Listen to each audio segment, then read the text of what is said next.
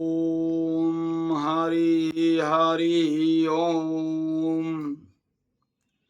अयोध्या से मैं रविंद्र ओझा महाराज जय श्री सीताराम स्वागत करता हूं आप लोगों का अपने चैनल चमत्कारिक शक्तियां और मंत्र में। आज जो एक अभूतपूर्व साधना, पंचभूतों का आवाहन, अपने जीवन को सार्थक। आप देखते हैं नाना प्रकार के लोग और सोचते भीड़ लगा लेते हैं अपने स्वर अपनी ध्वनि से, तो कैसे ये होता है परिवर्तन।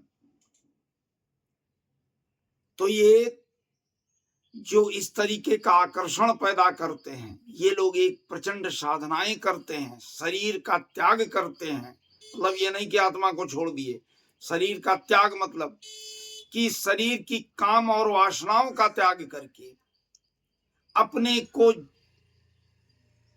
शक्तिभूत करके, अपनी ऊर्जा को जागृत करके अपने स्वर को या स्वर के द्वारा जो पंचभूत हैं, ब्रह्मांड में टहल रहे यक्षणी भूत प्रेत दैत्य सुर असुर या देवताओं की जो शक्तियां हैं, उनको खींचकर अपने में समाहित कर लेना, ये शंख ध्वनि साधना है। आपने सुना ही होगा कि बुजुर्ग कहते थे कि या ब्राह्मण लोग कहते हैं कि शंख घर में नित्य प्रति बजाना चाहिए। इससे क्या होता है, घर से नकारात्मक चीजें चली जाती हैं। इससे क्या होता है कि अगर आपके व्यवसाय में उन्नति नहीं हो रही तो वो होती है। इससे क्या होता है, घर में जो बच्चे मंद बुद्धि हैं उनके बुद्धि का विकास होता है।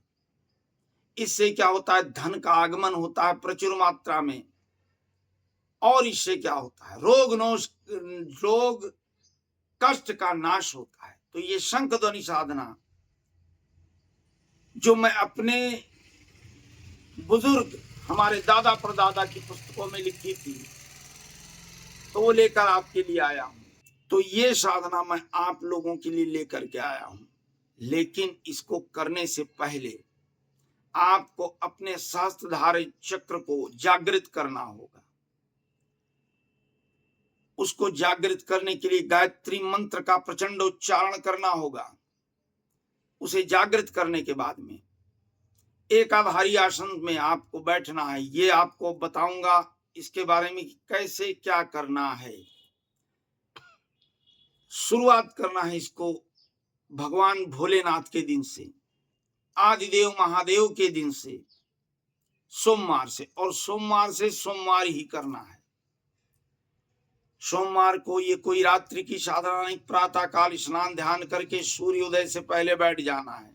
साधना के बाद सूर्योदय हो कोई बात नहीं, लेकिन सूर्योदय से पहले स्नान ध्यान करके गले में रुद्राक्ष धारण करके, और सबसे महत्वपूर्ण भगवान भोलेनाथ की वो आदि शक्ति, वो महाशक्ति जिसका नाम है कोटिधरा शालंग, ये इस साधना में बड़ी ही महत्वपूर्ण वस्तु है। इसको लेना है। और ये अगर आपके पास नहीं है, साधना कितने दिन की, 7 दिन की, अगर ये वस्तु आपके पास नहीं है तो आपकी ये साधना पूर्ण नहीं हो पाएगी। इसको लेकर के पीले धागे में बांध लेना है। तो जैसे कहते हैं कि कोई भी रत्न आप उंगली में पहन रहे हैं तो उसका स्पर्श स्थूल शरीर से हो, तभी वो प्राणवायु शरीर में आपके अंदरूनी आत्मा में प्रवेश कर पाएगी। तो इस कोटिचरा सालंग को आपको पीले धागे में लेके नाभि पे कस के बांध लेना है। साधना में बैठते ही एकांकी होकर के बैठेंगे और कमर में बांध लेंगे इस तरीके से कि ये वस्तु आपके नाभि के अंदरूनी भाग को स्पर्श करती रहे। और पंचाहुति शंख सामने रखना है, गंगा जल छिड़क करके उस पर भस्म का टीका लगाना है, अन्य किसी भस्म का टीका लगाना है। और 5 माला 7 दिन नित्य प्रति 5 माला करना है। शंख के पास आपको कम से कम 21 बेल पत्र सीताराम लिख के चारों तरफ बिछा देना है। और एक बेलपत्र पे शंख को रख देना है। अब इस मंत्र का उच्चारण करना है आपको नाभि से, प्रेम पूर्वक ये मंत्र बोलिएगा। आपको मंत्र बता रहा हूं, लिखना चाहे लिख लें, नहीं तो वीडियो में देख करके लिख लीजिएगा कि ओम सरस्वती नमस्तुभ्यं वरदे काम स्वरूपिणी मम स्वर विद्यारंभे करिष्यामि सिद्धिर्भवतु मे सदा। ओम सहनावतु ओम सहनो भुनक्तु सह ध्वनि तेजस्विनावधीतमस्तु मां विदिष्वावहे। ये मंत्र आपको 5 माला प्रतिदिन करना है।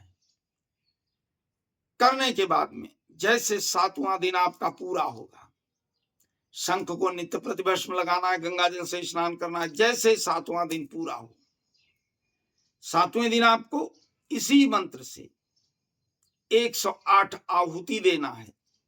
आहुति देने के बाद में इस शंख को स्पर्श करके दाहिने हाथ से उठाकर, बाएं हाथ मत लगाइएगा, ये ध्यान रखिएगा। दाहिने हाथ से उठा करके और आसमान की तरफ मुख करके यों ऊपर और प्रचंड शंख ध्वनि करना है। अपनी समस्त ऊर्जा लगा के प्रचंड शंख ध्वनि करना है। जैसे जैसे आप प्रचंड शंख ध्वनि करेंगे, आपको ही महसूस होगा आपके ऊपर जैसे सहस्त्रों बूंदें धाराएं गिर रही हैं, आप भीग रहे हैं वर्षा में। जैसे ऐसा महसूस हो, शंख ध्वनि को बंद करके प्रणाम करके उठ जाना है। अब क्या हो गया कि जितने चर अचर में व्याप्त यक्षिणी, गंधर्व, अप्सरा, राक्षस, सुर, असुर, दैत्य, देव, उनकी जो भी समस्त ऊर्जाएं हैं वो सब आप में समाहित हो गई हैं। आपकी साधना पूर्ण हुई। अब आप क्या करेंगे? साधना करने के बाद में ये भी बताना जरूरी कि इस साधना से आप क्या क्या प्राप्त कर सकते हैं। इस साधना से आप समस्त जगत की प्रकृति को, पेड़ पौधे, जीव जंतु, मनुष्य, नर नारी, सुर असुर, सबको प्राप्त कर सकते हैं। कोई भी दुर्लभ कार्य करना है, इसी शंख को दाहिने हाथ से उठा करके उस कार्य का स्मरण करके और बोलते हुए मन में जोर से शंख ध्वनि करेंगे, वो कार्य पूर्ण होगा। मैंने पहले ही आपको शुरुआत में ही बता दिया किन किन कार्यों के लिए। तो इस साधना को करके आप लाभ ले। देखिए, आपके अंदर इतनी ऊर्जा समा जाएगी कि लाखों करोड़ों की भीड़ आपके पीछे पीछे दौड़ेगी। तो साधना करें और लाभ लें। कहीं कोई बात नहीं समझ में आ रही, वीडियो में दिए नंबरों पर फोन करके संपर्क करें। आना चाहें अयोध्या में आकर के मिल सकते हैं। आपके लिए मैं बैठा हूं, आपकी सेवा के लिए, आपके बाधित कार्यों को पूर्ण करने के लिए, कष्टों के निवारण के लिए। फिर चलते चलते एक बार कहूंगा, मन इच्छा हर इच्छा। मेरे इस वीडियो को ज्यादा से ज्यादा लाइक, शेयर, सब्सक्राइब करें। सांसारिक भाई बंधुओं के लिए, माताओं के लिए। इसी के साथ मैं रविंद्र ओझा महाराज अयोध्या से आप लोग से विदा लेता हूं। बोलिए एक बार, ओम हरि शरणम।